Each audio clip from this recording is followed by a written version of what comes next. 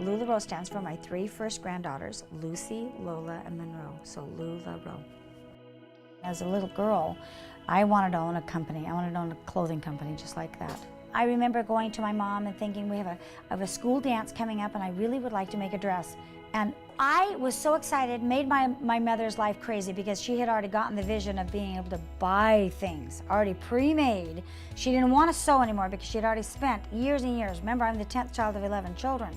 It was her way of teaching me to value what is being sewn. Value a pattern, value the neckline on something, value your buttons and your zippers and all the little trims that are being made. So it made me appreciate clothing a lot. Then I really caught the dream when I started having my own children, and we didn't have the money, we didn't have the resources for me to just go buy things. My third child, Nicole, came into me one day who loves anything that's unique and different. She will oftentimes find something at a thrift store and say, hey mom, it's this size, can you cut it down and make it this size to fit me? And I said, no, I'm not gonna do that. I said, let me draw you a pattern and let me make you a pattern because I know how to do that. And we went shopping and found, several swatches of fabric that we could use.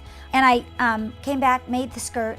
Well, of course, she bragged about it to all of her friends, posted it on Instagram, and now all of her friends were calling and asking, hey, I want a skirt. And it wasn't until I got 44 orders, when I counted up all the orders, I went, I'm in big trouble.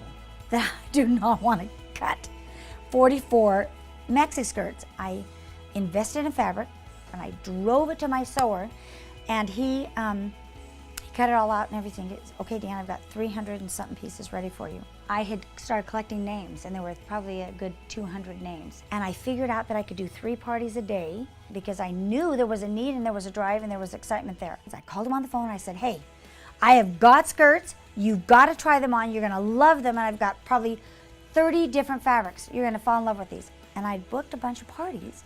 And I remember selling 300 maxi skirts in 3 days. I was astounded. I couldn't believe how many skirts I sold. And it was Mark that said, why don't we put our heads together and let's come up with a business plan that can help other women make money. I knew many of the consultants that were coming on would be that range of raising their children. And we needed to make it very easy and very simple and not too confusing and not too detailed so that they wouldn't get frustrated and say, I can't do this, I'm too overwhelmed, I got kids and diapers and sickness. And what really affects me is when women call me and say, my husband just lost his job, so I guess I'm it. And they say, do you think I can do it, Dan? And I get to get my pom-poms out and say, but don't you see this is an answer? This is easy, this is fun. This is something you guys can do together, and he can watch the kids while you go and do parties. So that's why I started LuLaRoe. I wanted to help other people succeed.